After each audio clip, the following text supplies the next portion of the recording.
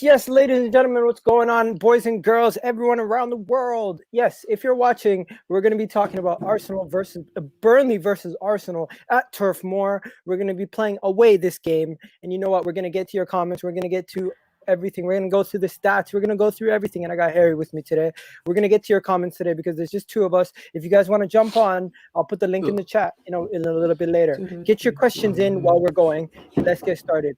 And yes, if you haven't already heard, there's been a little bit of issue with the moderators. Someone has basically removed or blocked over 15 people that are close friends or are already subscribed to the channel. I've been watching the channel for a long time, so I'm not sure what's going on, but I just removed everyone everyone that was a moderator, and I won't have many moderators. So guys, behave in the chat today, okay? But yeah, Harry, can you hear me? Can you hear me? Hello, Harry? Can you hear me? No? No? No? Can you hear me? What's going on today? What's going on? Can people in the chat hear me? Can you guys hear me? Say something, Harry. Unmute yourself. Okay, I don't know what's going on with this. I don't know what's going on with this, but in the meanwhile, while you're sorting out your sound, we will go to some of the stats. We'll go to some of the figures. We'll go to that information we need to know, ladies and gentlemen. So what do we need to know about this game? What do we need to know about Burnley versus Arsenal? Let me give you guys some information. So first things first, you need to look at the actual situation that both clubs find themselves in.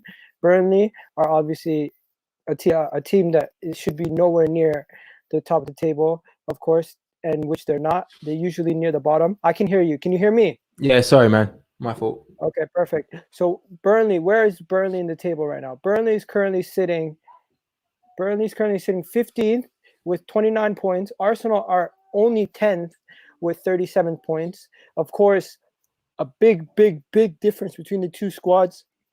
But surprisingly, I looked up some stats, and you know Burnley are actually really good defensively. Did you know that? Yeah, I mean, yeah, they've got quite decent defenders in their team, and they play quite a defensive setup, so they do keep a fairly good record. I've had Nick Pope in my fantasy team for quite a while in goal, and he always seems to get good points. So they do keep a decent amount of clean sheets. Yeah, so basically shots against, they face the second most shots against. They face 369 shots against them, right?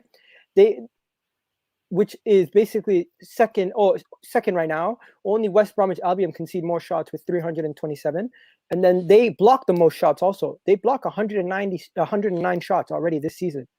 That's ridiculous. Yeah. Right? Then you look at interceptions. They intercepted over 1,290 shots, 99 shots. That's ridiculous. That's second. They've only scored 19 goals though, right? Is that right? But then look at their aerial duels also. 1,358 aerial duels. Number one in the league. Most loose balls won. Number one in the league. They challenges, they're up there in the league. Fouls, they're near the bottom actually. And red cards, of course, Arsenal's number one. That's the only defensive category we're number one in. So when it comes down to it, I think it's going to be a tough game, especially away from home. I'm not apprehensive. Are you? I would say I'm apprehensive, not because of the opposition, but just because of us. Actually, no, I'm slightly apprehensive because of the opposition, because they're the sort of team that can frustrate us, because they'll sit deep and they'll be quite physical. So if we're a little bit mentally weak, I think they can take advantage of us at some point. But in the same respect, if we just play how we did against Leicester, then we should win comfortably. Yeah, definitely. People in the chat, let me know what you guys are thinking, what you guys are saying while we get started. And since you're here, smash a like on the video while you're here. We got some people talking about Tierney looks like top GLC model. What is that? What kind of model is that? Never heard of that. Bro, if you didn't already hear about the mod situation, I had to remove all the mods because there was an issue. I put that in the chat if you haven't already seen. Big up to Josh, big up to Gunnar Express. Big up to everybody in the chat. So, first things first, let's talk about Mikel Arteta's press conference. Did you see what Mikel Arteta said in the press conference? Yeah, I did, yeah. Okay, so I'm going to get it up on the screen while we're sharing. First things first, he did mention Balogun. He mentioned Lacazette. He mentioned Eddie Nketiah. He also mentioned the whole Barcelona situation. So where do you want to begin? Or should I just get it up on the screen first and then we'll begin? Yeah, man, let's get it up. Let's have a bit of a recap. Let's get it up on the screen. What did you think about the whole press conference, though? Just before we get into the nooks and crannies of it. Yeah, I feel like Arteta just always he just says the right things to either protect a player or to big up a player. So on the Balogun one, he's kind of painting a positive picture that we're trying everything that we can. On the Barcelona rumours, he's saying all the right things. So I think when it comes to press conferences, he doesn't give too much away. He's just always quite positive. So it's hard to read too much into it. He's even saying about Lacazette, that he's playing well and whatnot. So it's hard to gauge too much. Like with the Balogun one, for example, Arteta paints a positive picture, but the vibe I'm getting is that Balogun's not going to extend just from the pure silence from his end. So Arteta might just be trying to, create a nice media narrative, so he's not getting questions on Balogun every single week. But otherwise, I like Arteta in press conferences, to be fair. Yeah, so I wanted to just go, where did this go? I wanted to just go into the whole, first things first, happy birthday to Leno. Appreciation to Leno today, guys. Leno's been one of the best signings we've had over the past couple seasons. You know what I mean? He's been really good, and I really appreciate what Leno's done as a keeper for us. So I just want to say happy birthday to Leno. Start there. And do you have anything nice to say about Leno?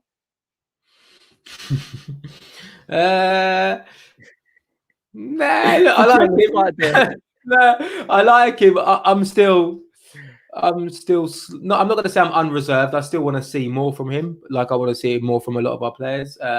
No, he has been a good signing. He has been a good signing. He hasn't made a lot of mistakes.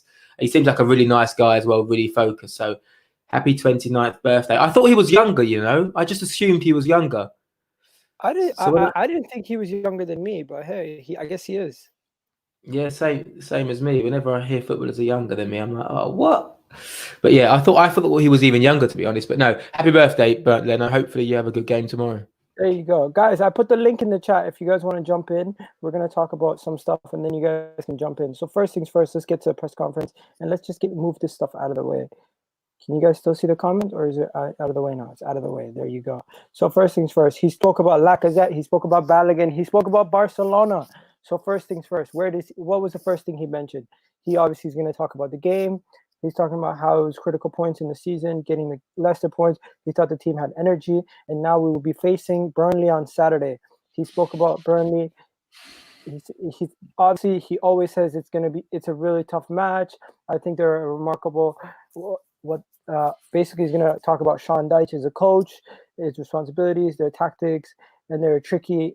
It's going to be a tricky game for us. This is set pieces and everything else. You know how it goes. Whether we can still get top 4, he said basically that it fully depends on everyone else around us, and we can just focus on what we're doing, but it's out of our hands and out of our control. Latest team news: Emil Smith-Rowe had a scan yesterday. Doesn't look like he has any significant injury or discomfort in his feeling. You can interrupt me wherever you feel fit, whatever point you want to stop on. You want to stop on the Emil Smith-Rowe point? Because I feel like that's worth talking about. Yeah, exactly. It felt like it was more of a muscular injury, but based on tiredness, if that makes sense. So I think even if he is fit, you could put him on the bench, but I personally wouldn't rush him back. I think Olympiacos is really important.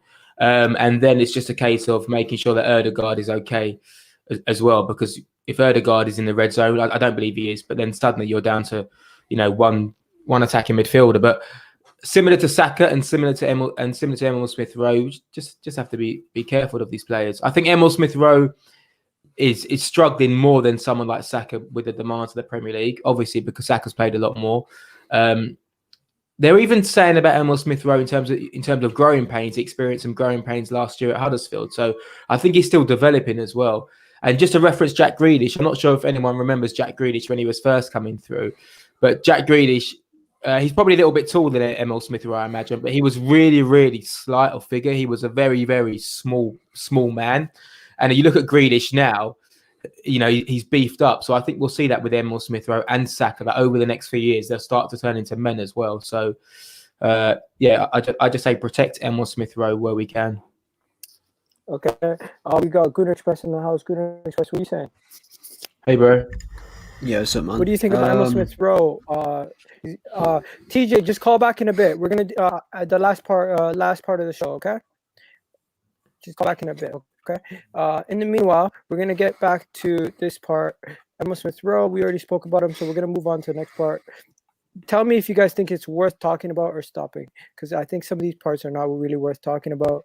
Getting into a press conference. Summer transfer dealings. Here we go.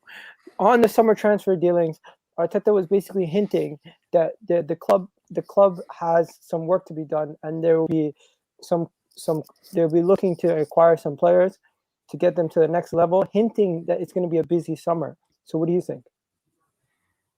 No, I don't think it's going to be busy. 2 or 3 signings maybe at best. Buzzkill. Harry? I just think it all depends on the market. I've said this so many times, but we just don't know how COVID is going to affect how much money we have to spend or how much money they're willing to spend. And then it all depends on what we can generate internally. So how much we can get for El Neni, potentially Willock, Ainsley Maitland-Niles, Nelson. There's potentially 100 million there if the market is good, with Eddie Nketiah as well. There's potentially quite a lot of money. So I think a lot of it will depend on where we finish this season. If we stay between 10th and 8th, I think they'll have no choice but to sign at least 3 or 4 players. If we finish well and manage to climb up the table to 6th or 5th or win the Europa League, they might take it easy. But either way, I see a minimum of 2-3 players coming in, a minimum. Okay. Oh, sorry. We have to sign a minimum of 2 or 3 players. We have to sign a minimum. We have to sign a central midfielder. We have to sign a right back, and we have to sign maybe a centre forward or a backup left back. We have to try to get those players in. What order of priority, I'm not sure, but there are 4 areas that we need to strengthen for sure. Okay. And then I personally believe that we will be making some business. We will be doing some business. Like, if you don't like it or not, we will definitely be looking at getting in Matt Ryan probably on a full contract. We will be probably looking at getting a left back in, probably looking at selling Bellerin and getting in a first team right back, getting in a goalkeeper, a right back, left back, a striker, and possibly 2 midfielders. So I'm looking at 6 to 5 signings, in my opinion. That's what we're going to be doing, in my opinion. I don't know about you or what you guys think, but that's most likely what I think we're going to be doing. And they've been hinting to that today, right? So on the possibility of not getting into Europe next season, yes, at the moment it is not a possibility, or it's our reality.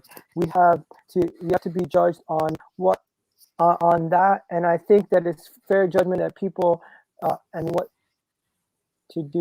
want to do it. I think the option to be in Europe is still available through 2 different paths, and we have to maximize on that as much as possible. Because of the history of the club, we cannot just rely on Europa League in the recent years, but Champions League, obviously, anything that is not a level of disappointment. Wow. So basically, he's saying that it's not a possibility; it's a reality right now in the situation that we're in. And he's saying, "Don't judge us yet. It's still possible we can get into it on 2 fronts." He's still keeping the hopes open that we could win the Champions League. Win the Europa League and possibly get into Champions League through that, or get into Europa League through league. What do you guys think? He's got to say that. It's the same thing with the transfers. People need to remember that Arteta can't just come out and say, "Oh yeah, we're signing nobody in the summer," because if he does that, he'll get a lot of hate. And if he does the same thing with the Europa League, if he says, even if he thinks that we don't have a chance of winning it, which I doubt he does, but even if he does, he can't say that. So I don't ever listen to press conferences. I don't take it at heart, kind of thing, no matter who it is, whether it's even like Carlo Ancelotti, because they've got to say certain things. So you wait till you see it on the pitch and you actually see it in reality. Same thing with the transfers. Okay. Next one, I'm going to move on to you, Harry. Alexander Lacazette is going to leave in the summer. He's got a contract with us when he He played really well the other week. It's excellent what we demand him to do. I'm really happy with him. Discuss about this contract will happen soon, and we'll see what happens. In my opinion, I think he's leaving, and the club is lining up for a new striker. But Arteta has to say that. What do you think about Lacazette possibly leaving in the summer? Yeah, I agree. I think that the key phrase from that whole response to the question is "we'll see what happens," which I think is essentially Arteta saying, you know, he's not worth a. He's probably worth a contract extension, but usually with a contract extension comes a pay rise. He's not worth a pay rise. So yeah, you try to sell him and move him on. I wouldn't be against keeping him as a squad player, but there's no point it costing us loads of money with a sign-on fee and increased wages. I just don't see him convincing us enough.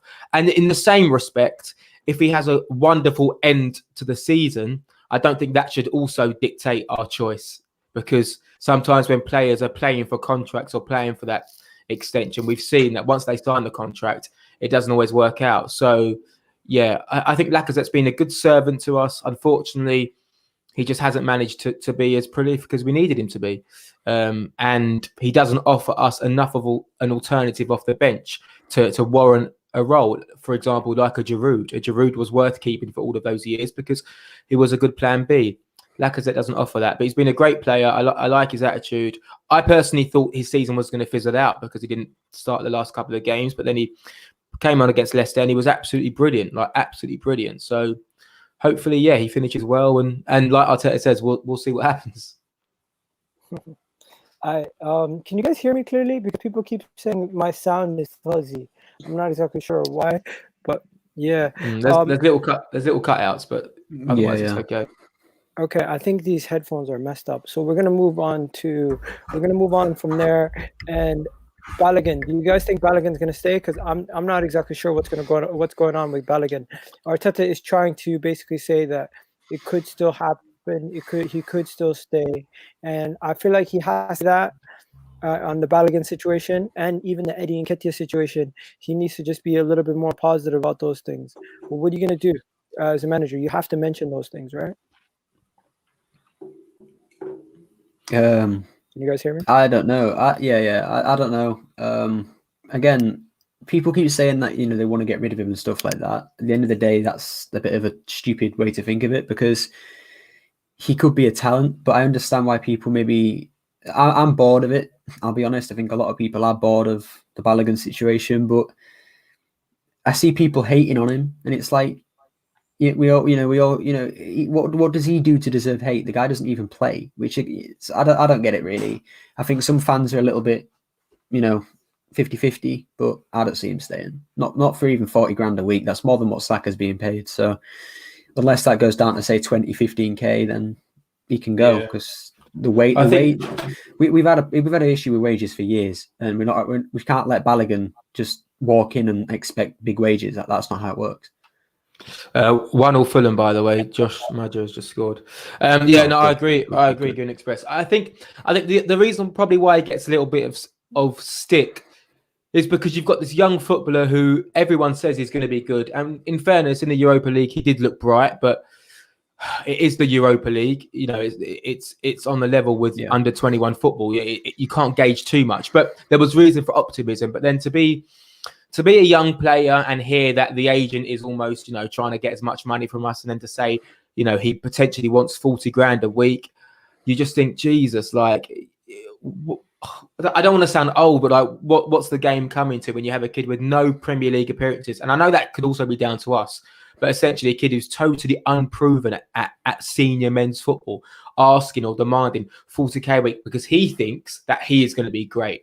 In every walk of life, it's about proving it first, and then you'll get rewarded. So I understand why he's getting a little bit of stick, because it's a little bit bloody hell, mate, who the hell do you think you are? And I think there wasn't there an Instagram post not too long ago when we lost a game, and he posted something with an emoji which was like a slight dig at the strikers that were playing. Was it the Southampton game? Yeah, he put a video of him scoring against Brighton, basically saying, I'm scoring against Brighton and we're losing to Southampton, playing me. But yeah, like I like Balogun. I'd want him to stay, but even that, I can admit that was stupid. Like, you don't do that.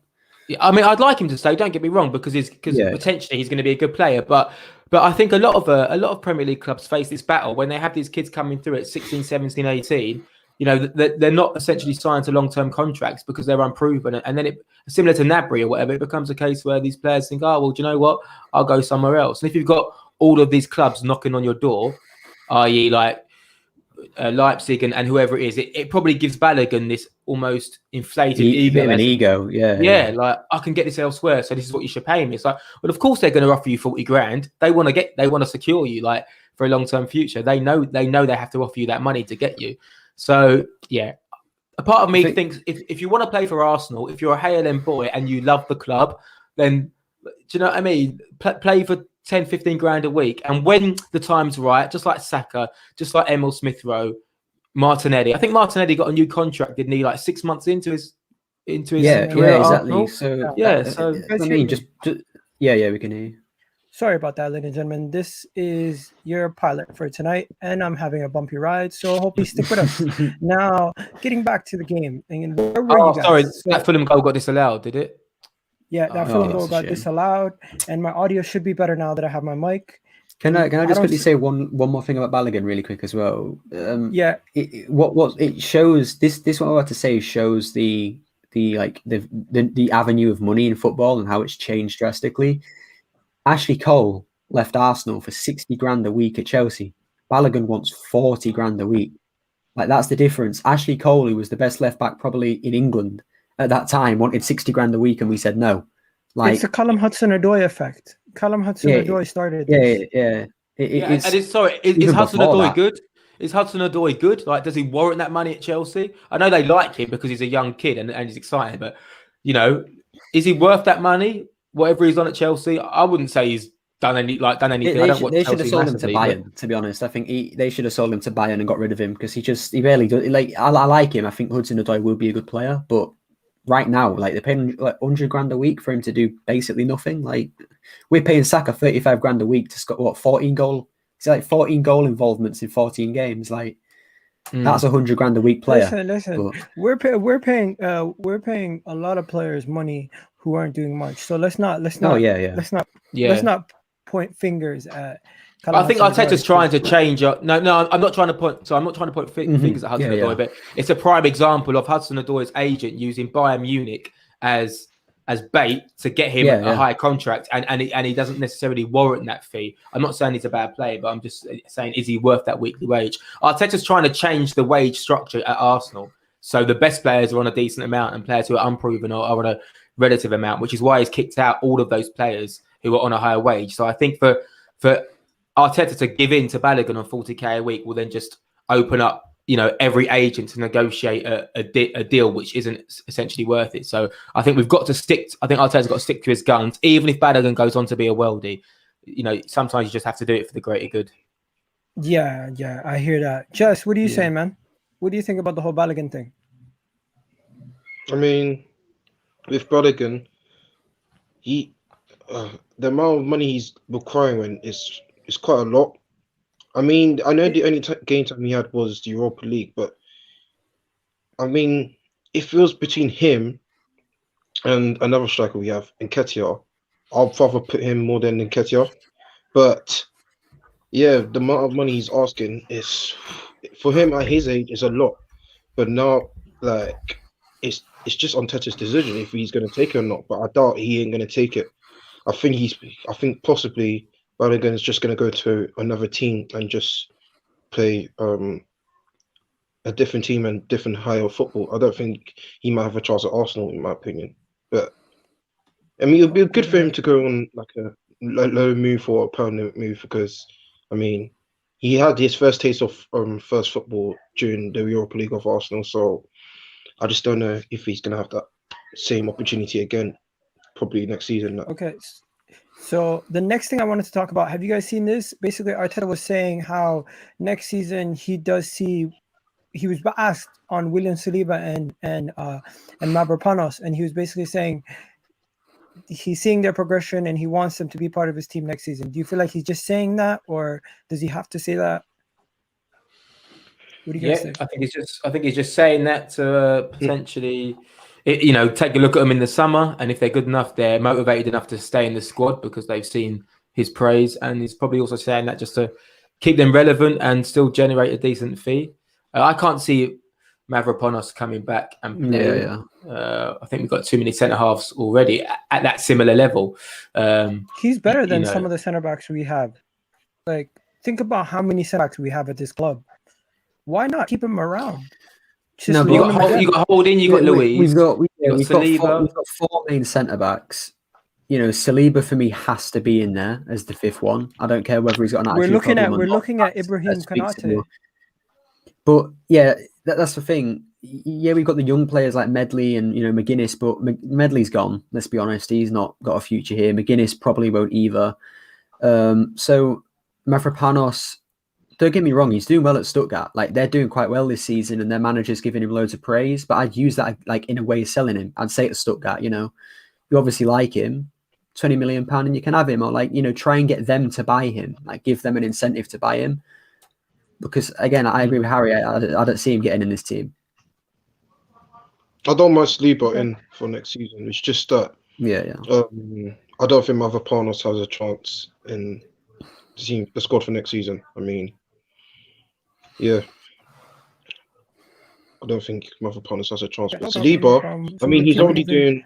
The same with Saliba as well. He hasn't been dribbled past once this season yet. Well, at Nice, is he? Yeah, Nice. Like, that's pretty good. Everybody he gave away silly goals.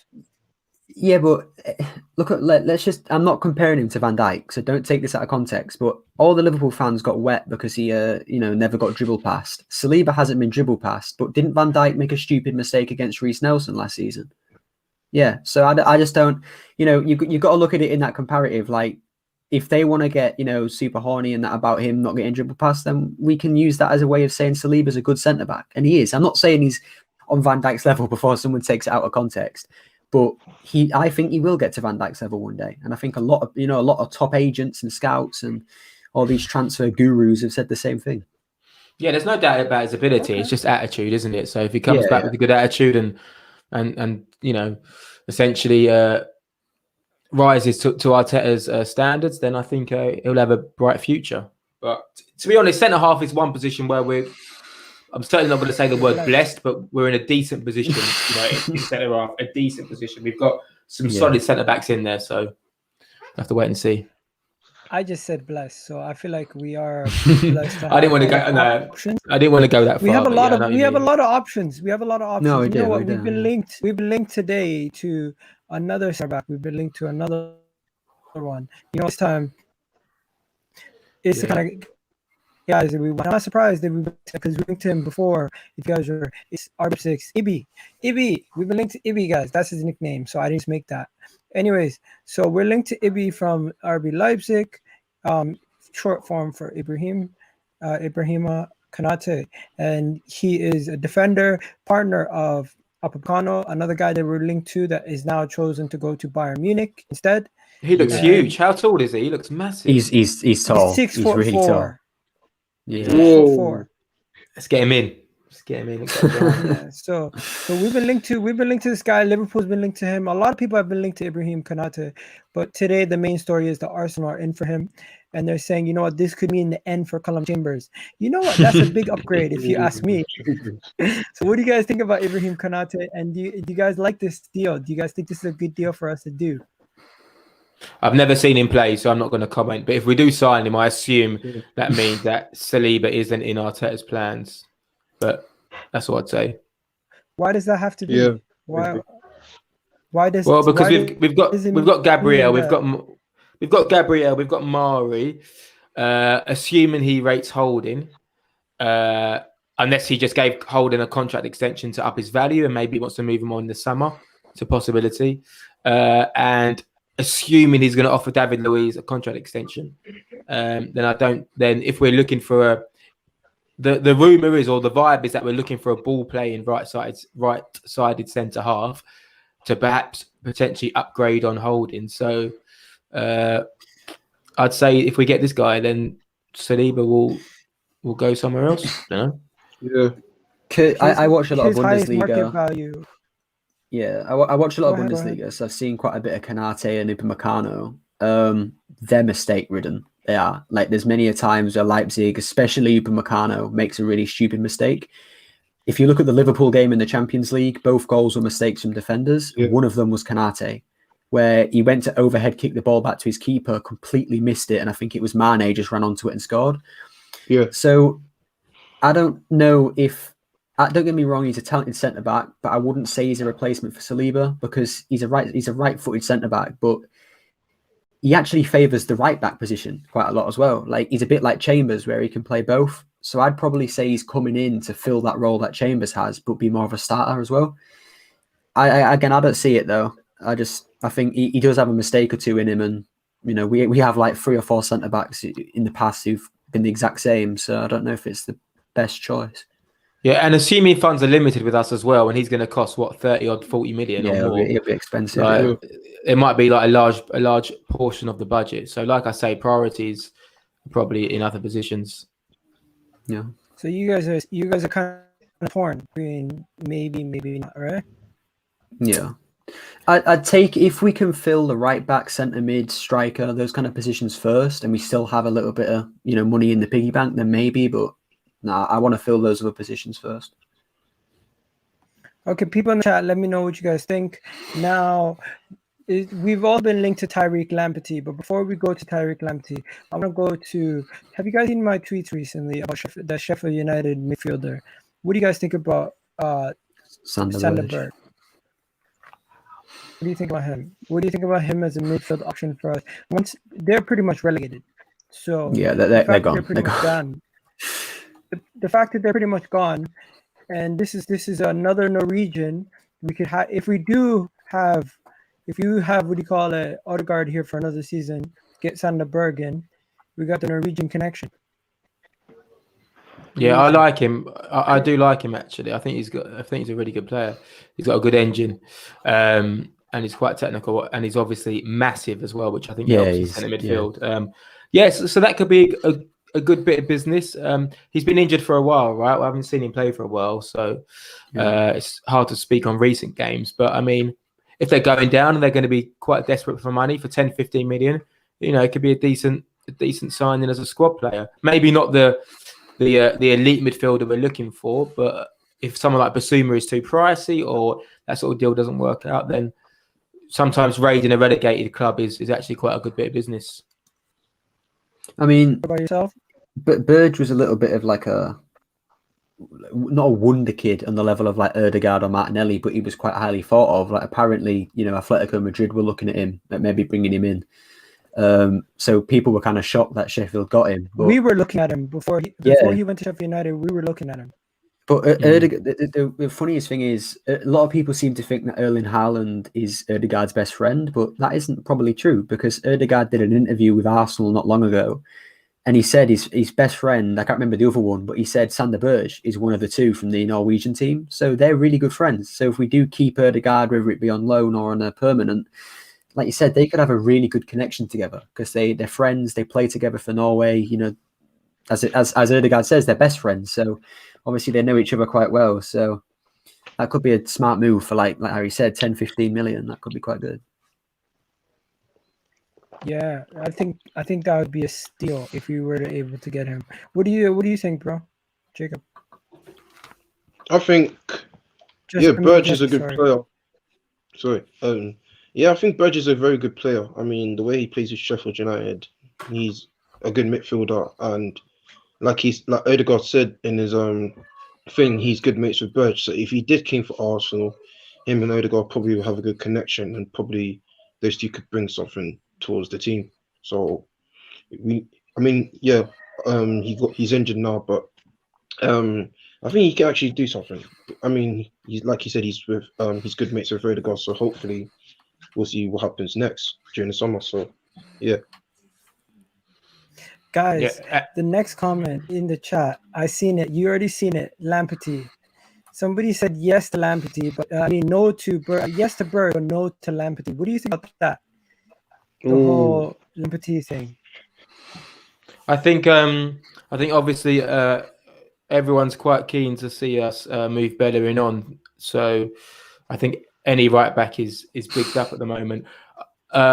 I like Lamptey. I remember I was at the Chelsea game when, or maybe Arteta's first game. I think Lamptey came on against us at the Emirates, and I thought, God, this kid's bright as a wing back.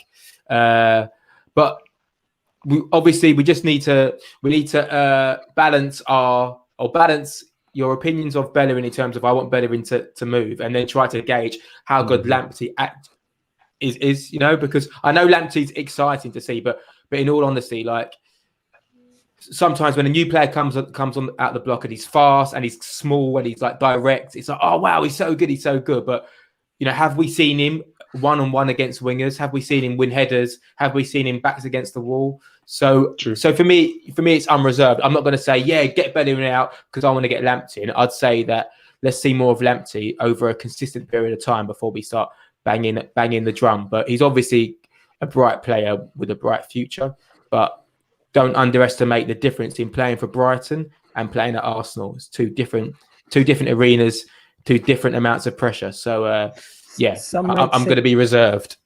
Some might say he might have too much of a bright future to be at Brighton. But hey, anyways, moving on. I think we've already spoken about Lamptey too much, guys. We're gonna get back into the game. We're gonna predict the team for this game. So of course who's in goal. But that's never a question who's in goal. But we're gonna go through team, just like we usually do. Who do you guys think is gonna be the right back? Because the right back, there's a big dispute over who should be the right back. Miguel, you're cutting out. You're cutting out quite a lot. Like you're cutting in and out. My internet's bad today. Sorry, guys. I'm gonna have to refresh this thing. You guys just try to take any devices off for a second. if your phone's connected or anything like that. Yeah. Right back. I think he'll go Cedric because I've got a feeling he's going to start Bellerin against Olympiacos. Mm-hmm. I don't know why. I know people are saying that start Bellerin to keep Cedric fresh for Olympiacos, but I've got a feeling it's going to be the other way around. I think Olympiacos will be a bit more of a technical game. Not to say Bellerin's better than Cedric technically, he's probably not, but I just think it'll be a bit more of a tactical and technical game, whereas Burnley might be a little bit more of a physical game. And is it Dwight McNeil at Burnley? He's probably one of the only left wingers. He's an old school left winger where he just gets it and takes on the fullback repeatedly to try and get crosses in. And I think Cedric will cope with that better than Bellerin. So I would go Cedric against Burnley tomorrow. I agree. Yeah, and I'll probably go Cedric and Olympiacos as well. But yeah, I've gone Bellerin because for me, I'm resting Cedric for Olympiacos because let's be honest, Bellerin isn't the best of centre backs. There's been a lot of comparison videos recently, especially since Leicester. And virtually everybody's saying the same thing, that Cedric deals better with faster wingers. And McNeil's, he's a good winger and he's fast, but no disrespect to Burnley, but it's Brexit football. Bellerin should still be able to deal with them, still be able to cut out the crosses, win a couple of headers here and there. So, but I agree. I think for me personally, I want Bellerin to start so that we can have Cedric on Thursday. But I think he's going to go Cedric and then Bellerin against Olympiacos. Can you guys hear me now? Yeah, I would like to have Bellerin start for Burnley and then Cedric for Olympiacos because I think Olympiacos game is more important than the Burnley game. Yeah. So, I'll start Bellerin. I mean, I'll do that. I mean, the truth is though, if Cedric, not really, Gail. No, it's breaking a little bit. Yeah. If Cedric does start against Burnley and then he comes through the game, unscathed, and then he's fit for Olympiacos, then just start Cedric against Olympiacos as well. Yeah. Like I think it's crunch time now, so you hear me? Not really. It's like really like you can hear me? Yeah. Not really, no. It's No, like a robot type thing, yeah. Sound a bit fuzzy, mate. I mean So I would now I think Arteta is going to be forced to always select his best 11 when he can. I think we might see a few exceptions against Burnley, but I think ultimately he'll start to gear towards that first 11 because, like you say, that the Europa League games are really important. I'm basing that on Cedric's last game, but I don't know if Arteta is going to give Bellerin another chance to try to redeem himself. I don't know, but we'll see. Yeah. And then centre back, I would go with. See, I don't want to I wanted contradict to go with myself Rob now Holding. because, yeah, well, I'm confused because I don't know if he's going to think about players who haven't played minutes or if he's now going to treat all of the games, like as must win. So I've got a feeling he will go Louise and Mari again. I've just got this feeling. Yeah. I've gone for Gabriel and Holding. I'm resting both Marie Louise for Olympiacos, but I think Maybe Holding, yeah. I think he's gonna go for Mari and Holding because Mari hasn't played as much as Louise. That's what I think he's gonna do. But True. I'd put Gabriel in there because Gabriel he needs to find a bit of form, and I think Burnley's a decent place to do it because they are quite physical. Gabriel deals with that quite well. Yeah. And then Holding, he wins them headers most of the time. So, obviously he didn't win one against City, but that's a different story. But, he is quite good at winning headers. And again, he is quite physical. So, yeah, go ahead. Do you guys think Kieran Tierney is going to start? Question from TJ. And then the next question will go to... I think so. Yeah? Yeah, I think he does start. I think he's one of those players, even though he's had a weird injury record with us, similar to Xhaka, I just feel like that they can manage their fitness quite well. So I think he'll play. I mean, ideally, he'd probably give him a rest. He's too important as well, isn't he? Like, you can't. Yeah, he is. He's so important. You got to play him as much as we can. Yeah. Okay, what do you think about the next question? Would you start slow after this break against Burnley? Well, I hope not, because we'll just give them the impotence to come at us. Burnley are a team that you can shut up really quickly, like Spurs did it on the weekend. If you get an early goal and keep the ball, they'll just get annoyed, and then suddenly those long balls become like panic long balls, and you win all your headers, and then it becomes easier. The strikers get annoyed. They start complaining about fouls and stuff like that. Like, it's easy to beat Burnley. You just got to start well. If you give them any energy in that midfield or any impotence to attack, they'll take you on. So I hope we don't start slow. That's my reservation. Yeah. I just don't know what Arsenal's going to turn up. So I missed the beginning. We already know Leno's in goal, right? Yeah. That's not a question. Yeah. Cedric right back. Was it Cedric or Bellerin? Cedric right back. What was the reason? For me, it was I want to play Bellerin, and I think Jess agreed. But I think he's playing Cedric. Like we think he's going to play Cedric instead. So it's we're not sure if he's going to go on consistency in form or if he's going to think about rotation and whether it's tactical against Olympiacos. Bringing Bellerin in perhaps because he's a bit more inverted against Olympiacos, or I don't know. For me, the only thing is that Olympiacos game, it's the away leg as well. And that for me is the most important one because we've seen it with United. If you can go win 3-4-0 away, the game's over. The other team gives up. So for me, we need to just play the best team we have, win that game 3 or 4-0, and then we can just, like the next Olympiacos game, play a couple of rotated players. Yeah. Can someone explain Cedric did in the Leicester game? I'm beginning what? Being legit? You think he's legit? Oh, okay. I don't know. I mean, Cedric. What Cedric did is you can see it. Look at how Pepe played. I think Pepe had more assurance that Cedric wasn't going to do something stupid. I think that's what Cedric brings. He brings a bit of assurance to the wingers. But so what about Saka then? So Saka plays really well on the right when he's playing with Bellerin. Is that just coincidence? I think they work well together. I do. But Saka as well. I think he's quite. I think the thing with me is Pepe knows he isn't very good defensively, so he worries when Bellerin's there because we know Bellerin can sometimes go too far forward and leave space. So Pepe, I think when I see it, he don't want to go too far forward because he's a little scared that Bellerin's going to leave a space open and then he's going to be blamed for leaving it as well. Whereas Saka knows he can get back, defend it, and then go forward again. Pepe doesn't have that in his locker where he can get back and go forward. He can't do that. The reason why we have 1 second, someone asked the reason why we have early starts. The reason why we have early starts is because we've had Europa League all season, and unlike the rest of the other teams, we haven't really played many games in the early starts on the Saturday, so they're going to try to get them in as they can. Would you rather have this or the Monday night games? I hate early starts because if we lose, it ruins the weekend if we lose. Yeah. I hear that. I'm not. Okay. I'm not so now center back pairing. I went with David Luiz, and you guys might not like this, but I went with Pablo Marie and David Luiz. I was going to say that's what I think you'll do, but I'm not sure. I went Gabriel and Holding, rotate them. Holding and Mari.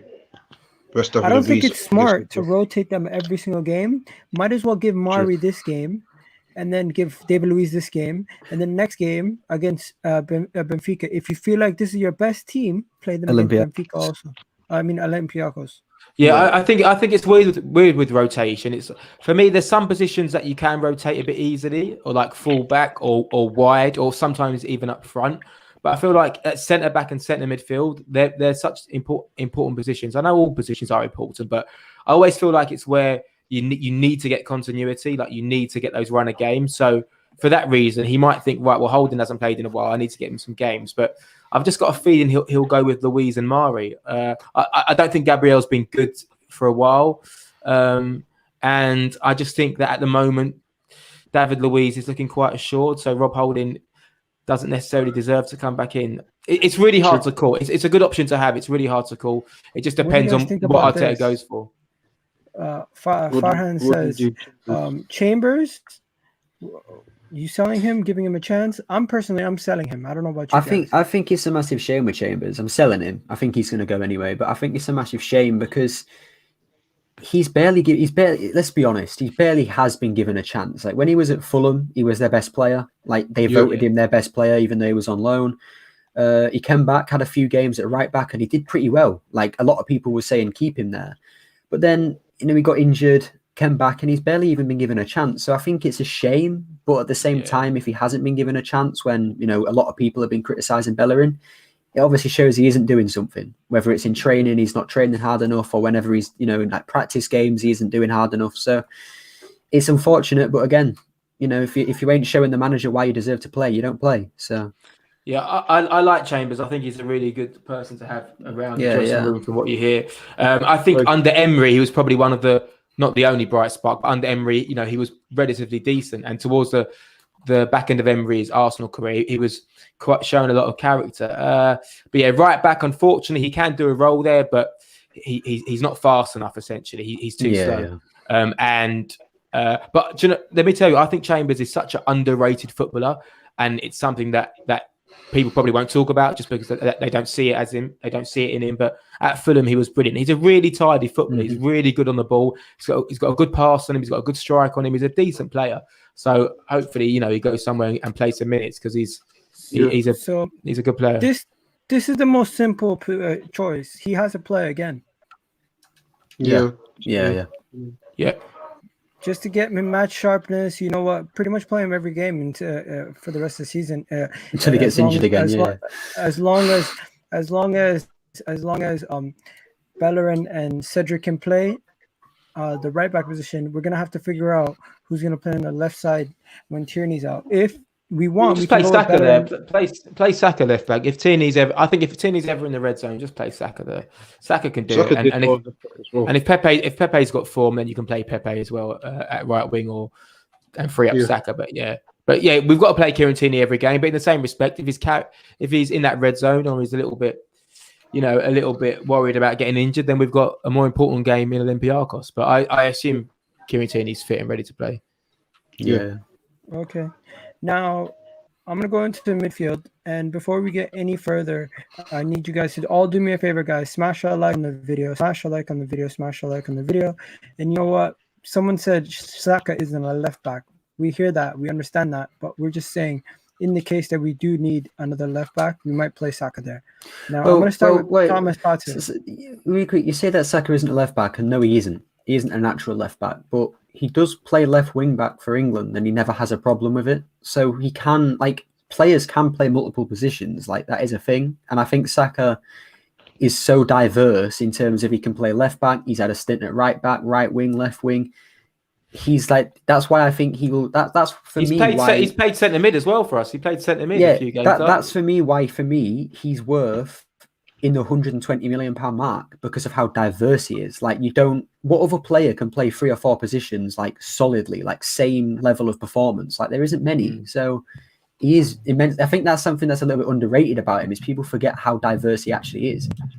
Yeah, for me it's about team setup. I'll give you some world class. So that again ago. If he was at Liverpool, they would consider Saka world class. Well, I think he is world class. The people that say he's isn't world class. They're deluded. I'm sorry. Like I can sit here and say Foden's world class, so you can sit here and say Saka is. Like they're both amazing, and Saka is the best teenager in the world for me. Like, Ansu Fati's a great player and all, but not right now. Not over Saka. Interesting. Saka's Let me probably get the player of Jess's the thoughts season. in here. Jess. Yeah, I think Saka is probably player of the season in my opinion for the Premier League because the kid's just brilliant. Every game he steps up, he brings so much. You mean young player of Especially- the season, right? Yeah, young player of the season. Yeah, I'll Okay, you literally said put player Saka of the young player of season. the. I was gonna say. Okay, so guys, that's not Saka. This is Saka, by the way. But before we continue, I was on the midfield. So let's get into it. Granit Xhaka stamped in number one midfielder consistency wise this season at Arsenal. He gets straight into the team, does he not? Yeah, I'll put Saka. And then Yeah, next agreed. to Xhaka, just for fitness reasons, do you guys put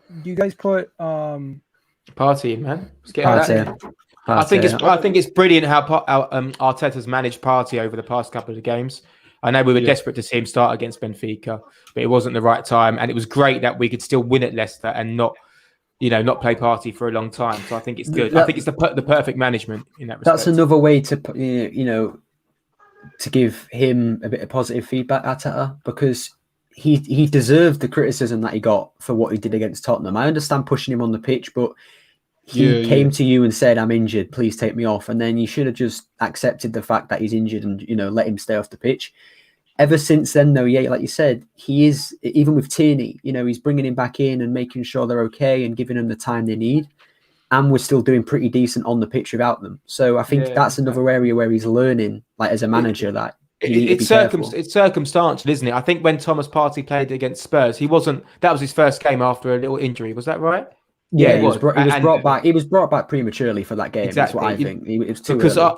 Arteta was desperate to win. He felt the pressure. Oh yeah, And same with KT. But he's probably learned. Look, even if I'm desperate to win, it's not worth the risk because it's not. It doesn't guarantee me a win, but it does guarantee me that they're going to get injured again and again. So we've got to protect Partey. We've hardly seen him play, man. Like he was meant to be. He was meant to change our team, and he's hardly played. It feels like we've just hardly ever seen him play. DJ, if you're listening to something in the background, turn it up or turn it down completely, okay? So I'd love to see Partey get a run of games now, like 10, 12 games in his stride, and just show everyone that we've got something to be really excited about next season. Because I think he's a game changer. We just haven't seen it enough. I'd love to see Partey get some game time. Okay, so Smith Rowe's out, or he could be out. So regardless, I'm going with Odegaard in the 10. What are you guys saying? Yeah. I'll put Odegaard in. Yeah, obviously. He's the only one that can play. Yeah. Sure. I think. Do you know what? I was thinking about this today, and I know you're going to talk about the front four, but I was thinking, like, who do you drop? Because you can't drop certain players. So I won't reveal who I think should start every position, but I've got a strange feeling that we're going to see Willian play in that number 10 role. I got a strange feeling. Because of Odegaard's importance, if Emil Smith-Rowe is out for a few weeks, I've just got this feeling because I don't think he can drop Willian, but we'll go on to speak about attacking players, and I don't think he's going to want to drop any of those as well. But I might be wrong. I mean, yeah, it's true. I criticize Willian a lot, but I can see that because you want to start Pepe, right, and you want to play Saka, right? Yeah. That's what I'm saying. So you can't. I mean, I'd still go with Odegaard just because I think you need to keep him playing. But it's going to be one of those where if Willian is playing, I'm not even going to bother complaining. I'll just let it be because, like you said, he impressed us against Leicester. So you got to at least let him try again. Let him try and keep that going. Yeah, I mean, I'm saying that because I think he might start Aubameyang left wing, and I think he might start Lacazette up front, and I think he might play Pepe or Saka on the right. So but maybe he'll just keep it the same. I don't know. I really can't decide. I'm really unsure what he'll do. I'd rest Aubameyang, but I don't know what you think. I don't mind starting as the 10, but like the question is, will Willian play like wing again after what he did against Leicester? He was playing I think the best way to do it, guys, I think the best way to do it is just start Odegaard. And what you do is once it gets to like 50-minute mark, you start looking at options on how to bring him off. The only thing with that, Gal, is I say that all the time, oh yeah, we should just bring this bloke on 50-60 minutes. My only criticism of Arteta, like every game consistently, is he never does that. He never brings a player on when we need them to come on. So I don't see that ever happening really. But yeah, I mean, I'd start Odegaard 60-50 minutes in, bring him off for Willian, but I don't see that happening really. I don't think Arteta likes bringing substitutes on that early. I trust after the game against away at Chelsea where we ended up drawing 2-2. I trust his judgment because everyone and their mother was saying, bring on a defender. We just lost David Luiz. He put Xhaka in the defense and he trusted him. So when a manager does something, there's a reason why he does it. And I trust him to a certain extent because he's done things that I thought were completely baffling. At times, he proved me wrong with his decision making. Yeah, I mean, Willian on against Benfica as a claim example. Yeah, and also changing those tactics against Benfica when he took off someone, I can't remember who it was, and Saka was playing like what felt like right back, and I was like, where the hell is everyone playing? It felt like he brought Bellerin off. Yeah, that was mad. And it felt like for those next 10 minutes after that substitution that we didn't touch the ball. I was like, what is everyone doing? But then he gave Saka the whole right wing to get a cross in and whatnot. I just think Arteta faces the conundrum of considering the last game's form or last game's performances of certain players and then comparing that with who he actually knows can consistently do it. So if he wants to strike on Willian and keep Willian going, then he'll play Willian. If he's still a little bit, well, it was one good game, but I'll go with Aubameyang again, or I'll go with Saka or Pepe. Well, so that's the thing. That's the conundrum, innit? This is what I think he's going to do. Yeah, go on. I think he's going to do Saka on the right, bring him back into the team. Willian keeps his position as, in my opinion, he was the man of the match over Pepe. Yeah, he was. He was brilliant. And Lacazette is taken out of the firing line for Aubameyang because you cannot have both of them in the team anymore because we've seen that it hinders the squad. And so I think he'll go Lacazette. I think he'll go Lacazette because I think Burnley sits so deep that there just won't be any spacing behind. And this is a game where I think you don't need an out ball because you're under pressure, but the only way to get their centre backs out of position is to play back to goal. I just can't see them playing a high line and letting Aubameyang run in goal. So I think he'll go Lacazette up top. And then I think he might... I don't know what he'll do. If I was him, I'd go Lacazette, I'd go Aubameyang left wing, and I would go Pepe right wing again. And I would rest Saka again. I'd give him another rest. You can't drop Pepe, really. Like, you can't drop Pepe. Stop.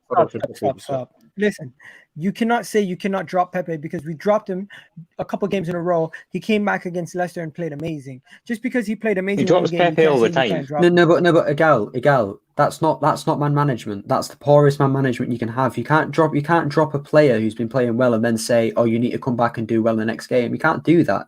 Like that will ruin Pepe's confidence. We've seen it already. His man management of Pepe is awful. His man management of Pepe is awful. No, but Pepe's a different player. The difference is Pepe's 72 million quid. If he's just going to come off the bench every now, if he's just going to play one every 4 games, I don't want him. Not for 72 million quid. Get rid of him because the guy's on like 150k a week. That's not the. If that's all Arteta wants to do with him is bring him off once every 4 games and bring him in the team, go and get someone else. Go buy Pedro Neto for 40 million, 50 million quid because it's not worth the money that Pepe is on to do that. Pepe has to start with Willian, but for me, I'm dropping Willian only because he had one great performance. Other than that, he hasn't. So you just don't know how consistent he's going to be. But I'd still bring him on. I'd bring him off the bench, but I don't know if you can start him. I'd start Pepe. Is Pepe a confidence player? Is he somebody who needs confidence? 100%. He's got good.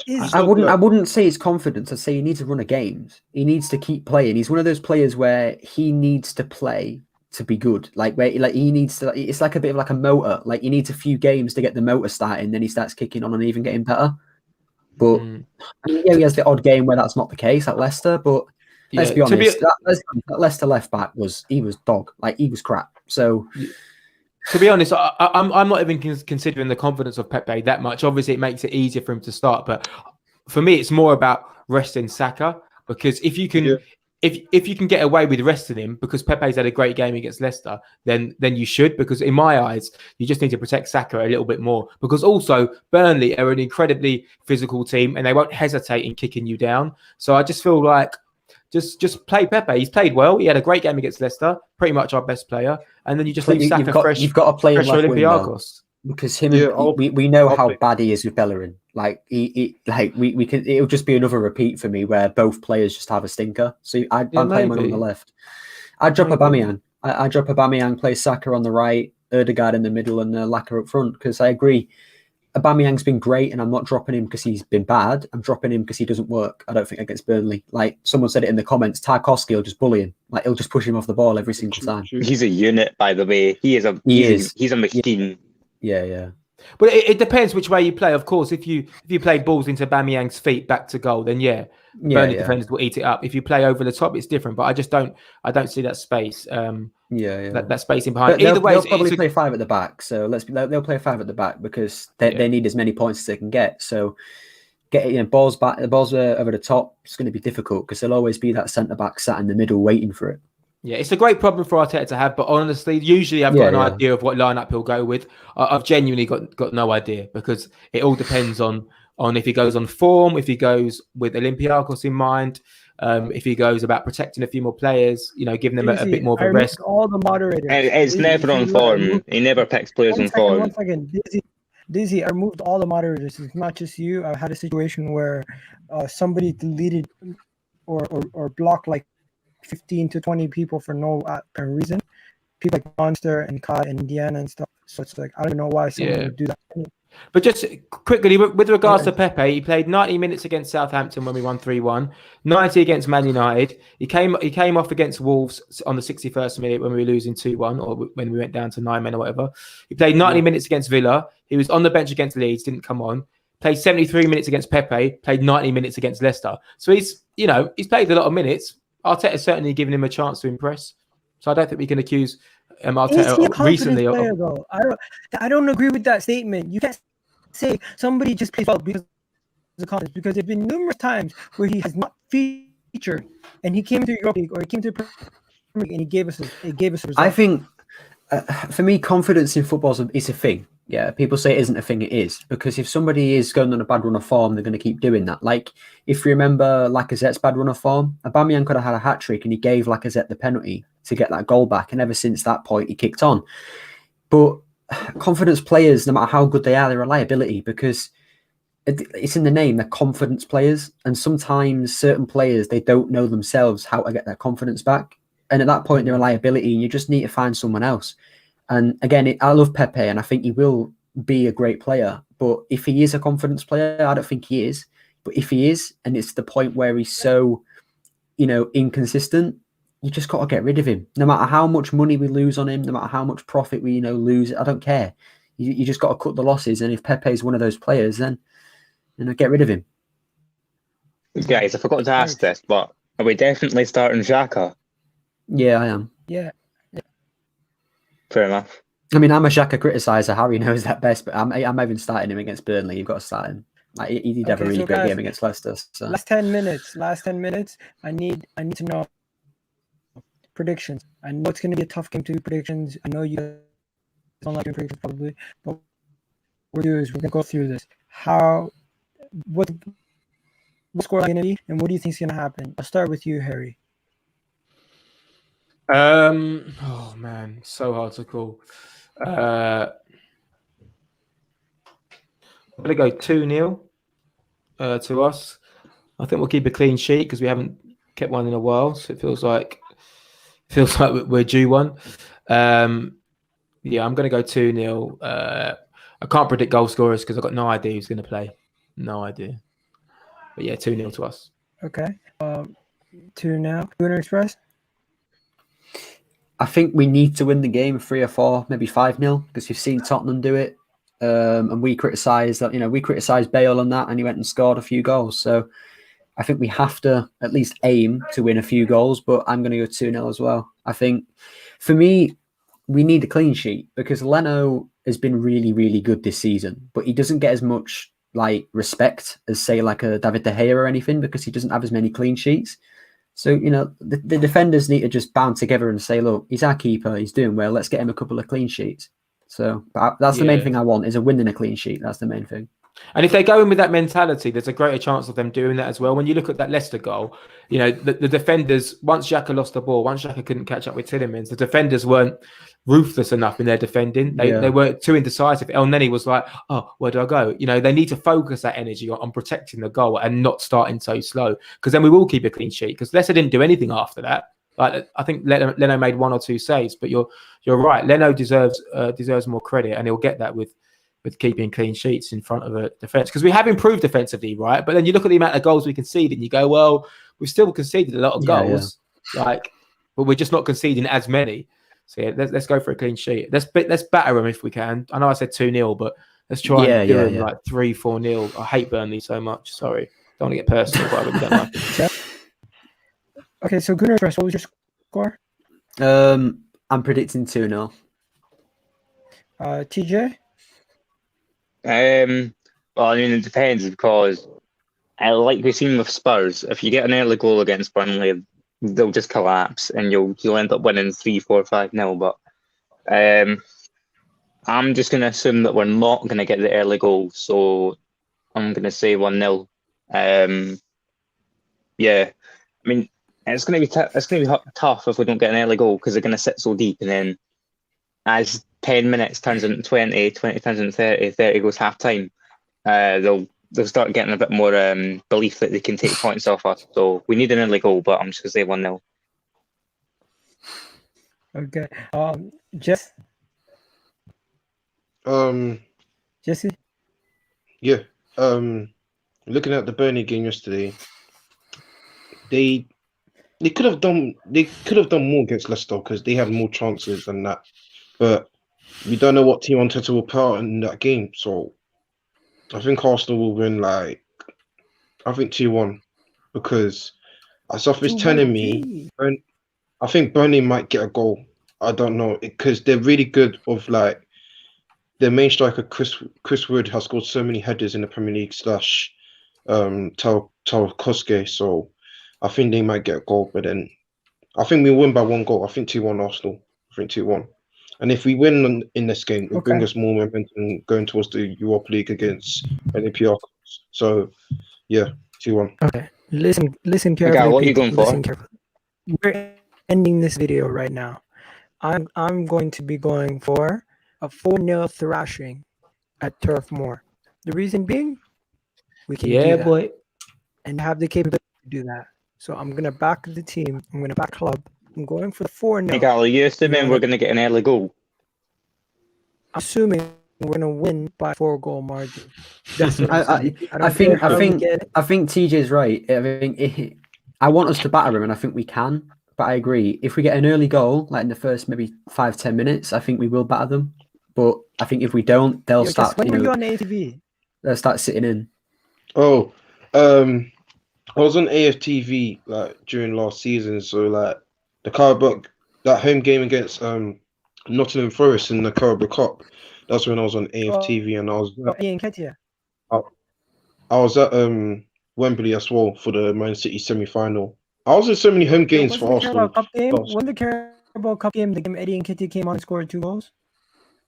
No, it was the one that we won 5-0 against Nottingham Forest. Yeah, it was Martinelli, I think. Martinelli. That was when Rob Holding took the captain's armband and scored about 10 seconds later. Yeah, Martinelli had a great game as well, I think. Yes, he scored 1 or 2 goals. Yeah, I mean, were you at Box Park then for the Man City game? Because they were at Box Park, I think, for that, weren't they? Yeah, I was at Box Park watching the game, and then that was cool. Yeah, That's and then we're 1 second. Man City game, not Man City. Chelsea versus Liverpool is going to begin, dude. Honestly, this was just a little bit of a quick preview. We didn't get a lot of you guys to jump into the chat, unfortunately, but I'll sort that out for next time. We'll be back for the watch along on Saturday. I'm not going to be doing a video tomorrow. I might do like a quick little information video at 3 or 4, depending on how much news there's out. But yeah, stay tuned, people, and chat to you guys tomorrow. Catch you guys later. We're out of here, people. Peace. See you later. My internet.